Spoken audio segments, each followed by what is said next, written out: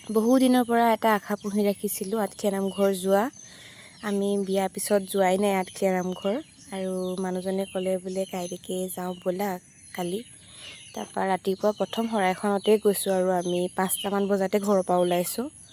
এয়া বজাৰ কৰি মেলি মানে শৰাই বস্তুবিলাক লৈ আৰু চাকি বন্তি দিলোঁগৈ।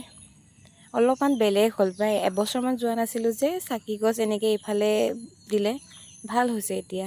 আৰু ভাদ মাহত মানে গ'লে মানে আপোনাৰ চাকি দিবলৈও শান্তি নাপায়, মানুহ যিমান ভিৰ লাগে। সেইকাৰণে বোলো ভাদ মাহ সোমোৱাৰ আগে আগে আমি সোনকালে গৈ আহোঁগৈ।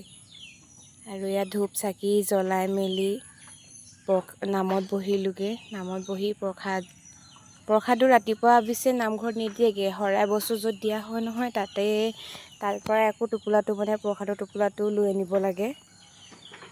এয়া কাছবিলাক দেখিছে নহয় কিমান ডাঙৰ ডাঙৰ হৈছে। পিছে হেলাই ধৰিলে পুখুৰীটো। আৰু এইটো এটা শহাপহু, ই আকৌ বিস্কুট টুকুৰা লৈ পেলাই সেই আঁতৰত গৈহে খায়গৈ। এনেকৈ অলপ দেৰি থাকি পেলাই প্ৰসাদৰ টোপোলা লৈ মেলি আৰু লাহেকৈ ঘৰলৈ বুলি উভতিলোঁ আমি।